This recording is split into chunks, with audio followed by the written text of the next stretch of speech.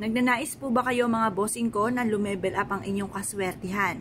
May ituturo po ako sa inyo mga bossing ko na isa sa mga sikreto upang sa ganun mga bossing ko ay mabilis na makamit ang mga pinapangarap. Pero syempre mga bossing ko, huwag niyong isipin ng isipin habang kayo nagtatrabaho para hindi kayo mainip ang mga pinapangarap po ninyo.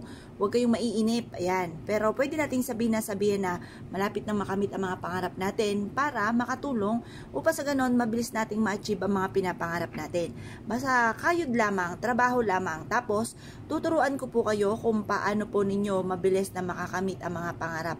Naniniwala po ba kayo sa ganito mga pamamaraan? Kung kayo po'y naniniwala, sabayan nyo po ako.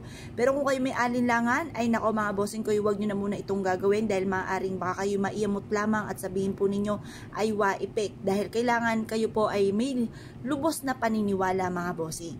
At may positibong pananaw sa buhay. Once na ikaw ay nega, huwag kang gagawa ng ganito.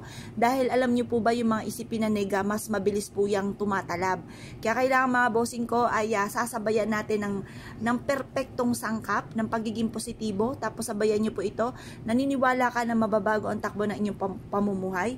At yan po yung makakamit nyo ang mga pangarap po ninyo mga bossing ko. Basta ganyan po yung kung ano yung sinasabi ko po sa inyo, sundan nyo lang po mga bossing. At ito naman ay sa ikabubuti po natin at simple mga pamamaraan mga bossing ko. Basta positive lamang. Ngayon pa mga bossing, kasi pag once na inisip po ninyo na hindi nyo kaya, tinanggap nyo sa inyong sarili na hanggang ganyan lamang, hanggang ganyan lang din po yan mga bossing. Pero once na ikaw po ay nasa isipan nyo, hindi laging ganito ang takbo na aking pamumuhay, tapos kayo po sinabayan pa ng sipag at tiyaga, at hindi nakalimot magdasal, tapos sinabayan nyo ng ganito mga pamamaraan, nako mga bossing. Mapapasin ninyo na mas lagi kayong iniaadya kung saan lagi kayo ay suswertihin. Nagagawa nyo isang bagay na hindi nyo ay naasahan na dito pala kayo magiging matagumpay. Ngayon po mga bossing, ano po ang mga kailangan natin? Kailangan lang po natin ng tubig at ganoon din mga bossing ko ang ating paminta. Ganito lang po inyo pong gagawin. Kumuha po kayo ng 5 paminta at ilagay nyo po ito sa tubig. Yan, habang kayo po ay nagwi-wish, sabihin nyo po magkaroon ako ng maraming pera, sabihin nyo po ay magkakaroon ako ng malaking bahay, magkakaroon ako ng magarang sasakyan. Lahat ng mga pangarap ko sa aking buong pamilya, sa aking mga anak ay matutupad. At gagaling na ako sa aking karamdaman at aking buong pamilya ay hindi magkakaroon ng karamdaman at malalayos ang mga kapahamakan.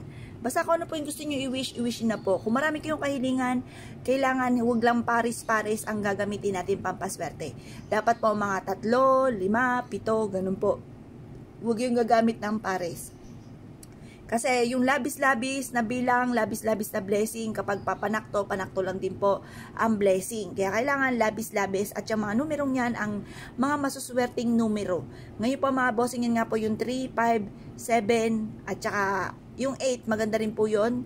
Bagamat paris po siya, pero pag sinulat ang 8, walang labas mga bossing.